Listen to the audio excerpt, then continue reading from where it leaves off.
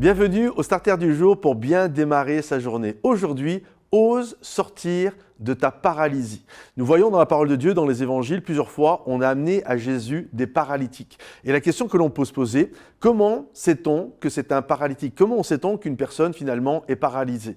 Et souvent, les choses qui vont nous venir à l'esprit, eh bien, c'est parce que son corps ne bouge pas, c'est parce qu'il est dans un lit, c'est parce que, bref, ces choses-là. Or, la réalité, il nous arrive, nous également, peut-être d'ailleurs en ce moment je suis en train de parler et vous êtes sur votre lit, peut-être vous êtes assis sur une chaise, immobile, en train de regarder la vidéo et pourtant, malgré le fait que vous ne bougez pas ou malgré le fait que peut-être cette nuit vous étiez dans votre lit, ça ne fait pas de vous des paralytiques. Ce qui fait que cet homme est paralytique, c'est parce que lorsque la tête envoie un signal à son corps ne répond pas. Si ma tête dit « lève ta main », ma main se lève. Donc il y a une connexion, ça répond.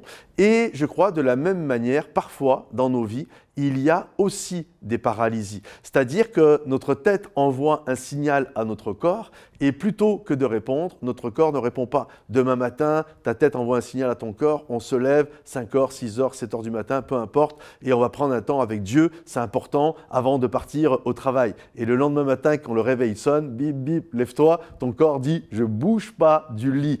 Et voyez ça, le corps a envoyé un signal, mais le corps n'a pas voulu bouger. Combien de fois on a fait des vœux à Dieu? Combien de fois on ne les a pas tenus? Notre corps ne s'est pas mis en mouvement. J'irai, je ferai ceci, j'irai là-bas, pour toi, etc. Et au moment de le faire, le corps ne s'est pas mis en route. Combien de fois on a fait des promesses à notre épouse? Je vais prendre du temps pour toi, on va aller là-bas, je vais t'amener au restaurant, on va aller se balader tous les soirs, etc.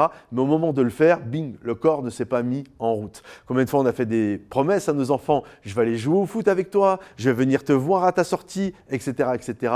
Mais au moment de le faire, le corps ne s'est pas mis en route. Voyez-vous, parfois, notre tête envoie un signal et notre corps ne fonctionne pas. Pire, nous fabriquons toutes sortes de petites méthodes parce que lorsqu'on est handicapé, il nous faut un lit, il nous faut toute l'assistance médicale, la chaise roulante, etc. Donc, quand il y a des paralysies en nous, on va compenser ça par nos petites chaises roulantes, par nos lits à nous, psychologiques, des méthodes, pour ne pas justement que les autres s'en aperçoivent et que je puisse continuer de vivre ma vie comme j'aimerais la vivre, mais même si c'est des leurres et des faux-semblants.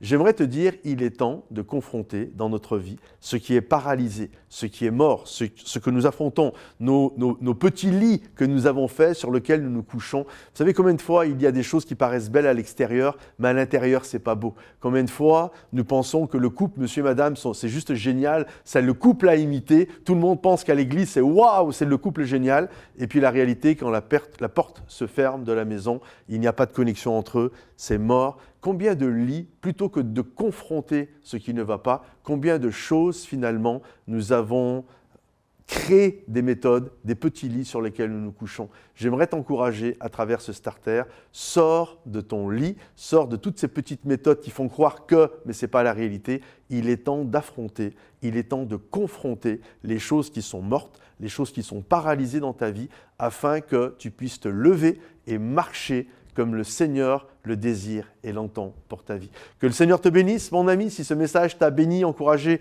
pense à le liker, à le partager. Pour ceux qui en ont besoin, pense à le commenter. Et rendez-vous sur momentumsansfrontières.com. À bientôt. Bye bye.